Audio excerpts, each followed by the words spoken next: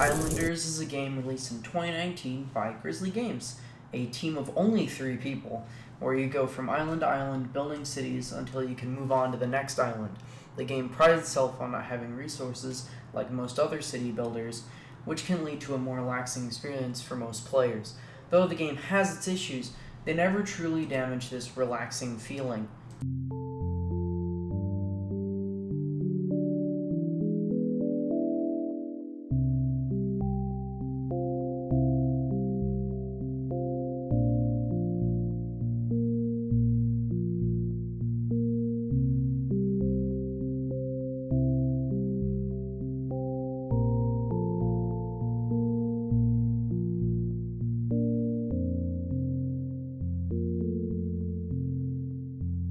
The first positive most people will notice is the music is highly atmospheric.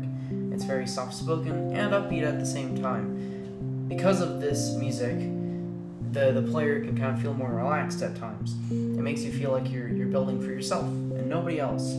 This game also surprisingly has a ton of islands that are very good at refreshing up the game, both visually and gameplay-wise. Where you think about where to put things and what resources you have on the island, in quotes. The fun design choices in the game is also really nice because it gives the game a lot of soul and flavor. One of these choices is you can either, create a city that just looks good, or you can create a city that looks practical and also like it is encouraged because like the way you place things, it'll make the city look really good. The islands get bigger the further out you get. Like the more you island hop, you get more islands that are way bigger, and they're really great because it gives you more freedom. And space management is insanely fun in the game because you can like set up and go like, ooh, I'm gonna put the temple there, but then you get your free chance to put the temple there. I think the buildings also have like very good dislikes and likes. At first it can be a little overwhelming, but knowing that mansions like the city center, and jewelry stores is kind of, it's not that unreasonable. Along with how much space they take, which is really nice. The only problem I have with the buildings is like the seaweed farm, because it has infinite space, and because you can just put it on an island in the ocean, and it's also like you don't do anything with it, like as in like it doesn't really interact with anything else.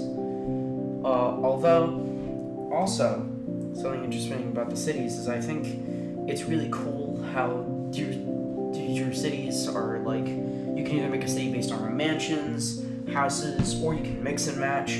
But they kind of get bonuses, like houses get bonuses from circuses, and mansions will get bonuses from jewelry stores, whereas houses don't like those. Also, I think it's genius that the statues are like somewhere random on the map, and they just buff everything. Like nothing doesn't really like a statue. So it's pretty great that they have a statue that buffs everything, and it's kind of fun to find where it is and find out what you can use them for. Also, when you get later in the game, you also sometimes get the chance to place statues, which is really cool because you can like set up and keep one statue in the bank. The islands also have the perfect balance on like both relying on things to like get more points, and also you can squeeze by without really using any of the island things. Sometimes you don't need the lumberjack at all. And now on to the negatives. The first negative I want to say is that the game does have a problem where it like halves your choices when you haven't picked the other building option. Like if there's a lumberjack and a brickmaker, if you pick the brickmaker, the lumberjack's just going to keep showing up until you pick it. But sometimes there are no trees, which can make it insanely annoying.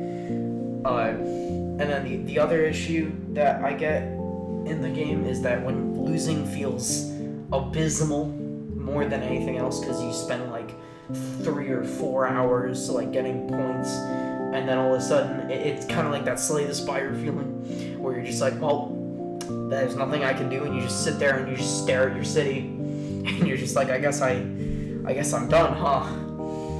I also have a problem with the sandbox mode, because the sandbox mode is not it. There's no points, and it just like you just kind of place things, and the game's visuals aren't that great for sandbox mode, and it doesn't feel that great to like make a city in sandbox mode, and you can't even save the city in sandbox mode, so it feels kind of intuitive to the point.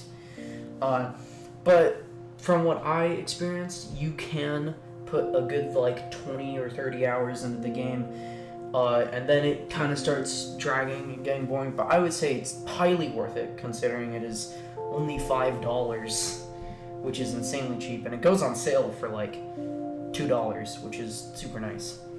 Overall, I think Islanders is a fun experience for almost anybody, with a small lesson.